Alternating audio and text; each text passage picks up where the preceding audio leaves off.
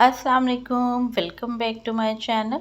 कुछ सीड जो थे वो मैंने मिट्टी में लगाए थे, कुछ सीड मैंने इस तरह से टिश्यू पेपर के अंदर डाल के रखे थे, हल्का सा गीला करके। तो ये मेथड भी बहुत अच्छा रहता है। अगर आपसे सीड मिट्टी में ग्रो नहीं होते तो आप इस तरह से भी कोई भी सीड हैं, चाहे वो फ्लावरिंग प्लांट्स के हैं या वेजिटेबल्स के हैं, उनको स्प्राउट कर सकते हैं।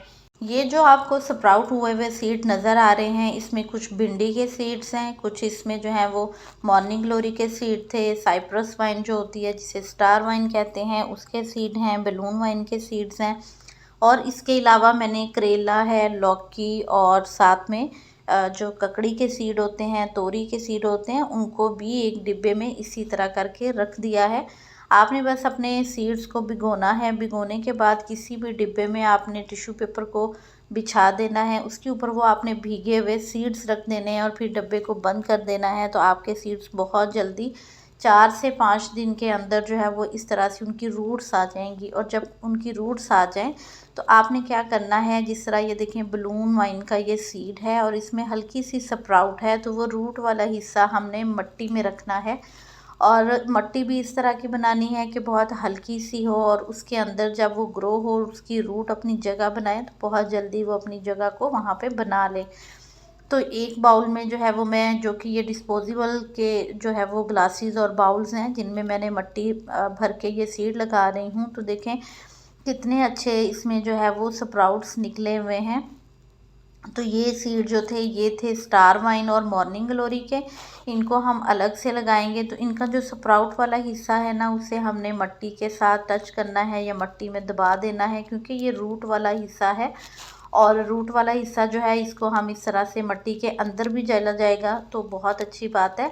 इस तरह हम रख के ऊपर हम हल्की सी मिट्टी की तह लगा देंगे और थोड़ा सा मैं उस तह के ऊपर पानी दे दूँगी, ताकि ये जो रूट्स हैं ये ड्राई ना हो और प्लांट जो है वो यहाँ ही अपनी शूट निकालना स्टार्ट कर दे। तो इस तरह से मैंने कुछ सीड लगाए थे, कुछ मैंने जो है वो डायरेक्ट भी लगाए थे। डायरेक्ट वाले भी निकल रहे हैं, इंशाल्लाह जल्द ही आपके साथ मैं रिज़ल्ट भी शेयर करूँगी। सेकंड जो काम आपने करना है फरवरी के मंथ में, वो इस तरह से आप अपने ग्रो बैग्स को खाली करें। उनकी जो मिट्टी है, इसमें मेथी लगी हुई थी और मैंने कम अज़ कम भी 3 से 4 दफ़ा हार्वेस्ट करके अपने किचन में यूज़ की है। इसमें भी कुछ प्लांट्स लगे हुए थे और वो अब डोरमेंसी में जा रहे थे, जैसे कि चाइनीज़ वॉयलेट का प्लांट है, मैंने निकाल दिया है। और उसको मैंने निकाल के उसकी रूट्स को, उसकी कटिंग्स को मैंने एक पॉट में सेव कर लिया है यहाँ पे इस तरह से। तो जैसे जैसे मेरे पास कुछ सब्जियां हैं, जैसे कि मूली की सब्ज़ी हो गई, मेथी हो गई, मैंने काफ़ी दफ़ा हार्वेस्ट की है। नए सीड्स भी डाले हुए हैं। पालक जो पुरानी लगी हुई थी वो मैंने पॉट्स खाली कर दिए हैं, नए हम लगाएंगे। इसी तरह धनिया, चूँकि मैंने ज़्यादा पॉट में नहीं लगाया था तो ये यहाँ पे अच्छा ग्रो हो रहा है, तो इसी एक पॉट में लगा रहेगा।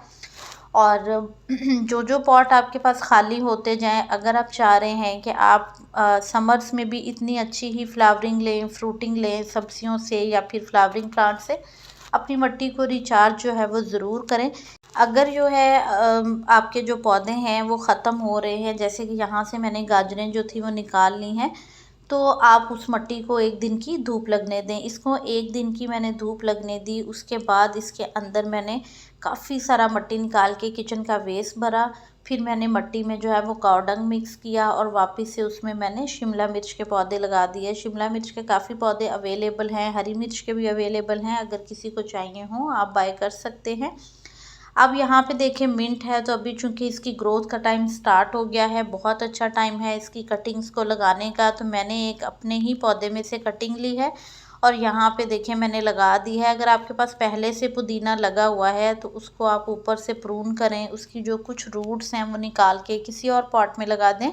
तो इससे क्या है कि पुदीना बहुत जल्दी दिनों में ही आपके पास जो है वो ज़्यादा ग्रो होगा, रूट्स भी बना लेगा। और अगर आप कटिंग्स लगाना चाहें तो आप पानी में भी इसकी कटिंग्स को लगा के पुदीना ग्रो कर सकते हैं, बहुत जल्दी रूट्स आ जाती हैं इसमें। तो आप पुदीने को भी लगा सकते हो। अब यहाँ पे ये बड़ा ग्रो बैग है तो इसमें लौकी या तुरई मुझे लगानी है और इस पॉट को करना है खाली।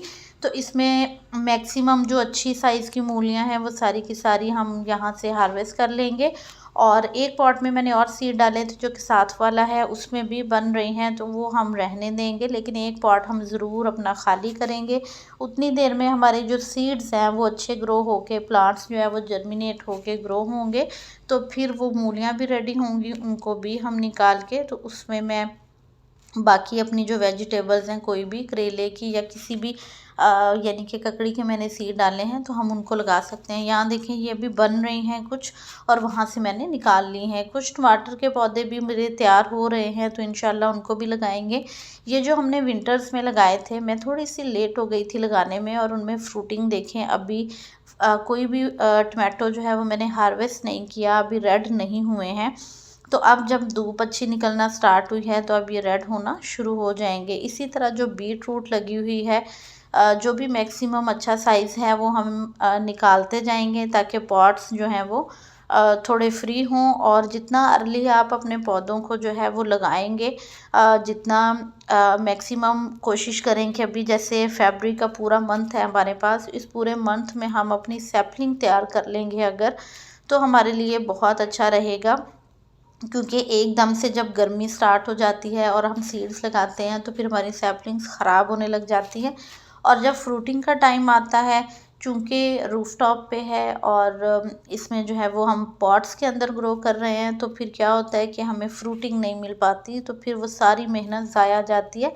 इसलिए कोशिश करें कि टाइमली अपना जो रूफटॉप किचन गार्डन है ना, उसका काम आप एक स्टेप आप थोड़ा सा आगे चलते रहें, ताकि आपके जो प्लांट्स हैं वो आपको कुछ ना कुछ फ्रूटिंग वहाँ से दें। तो माशाल्लाह देखें कितनी अच्छी हार्वेस्टिंग है। पूरा विंटर हमने यहाँ से जो है वो ये सब्जियाँ हार्वेस्ट की हैं। यहाँ पे सलाद पत्ता देखें कितना ज़बरदस्त है। तो आपकी अपनी चॉइस है, आपको कौन सी सब्ज़ी ग्रो करनी है। आप चाहें तो आप 1 से 2 ग्रो कर सकते हैं, ज़्यादा जगह है तो आप ज़्यादा सब्जियां लगा सकते हैं।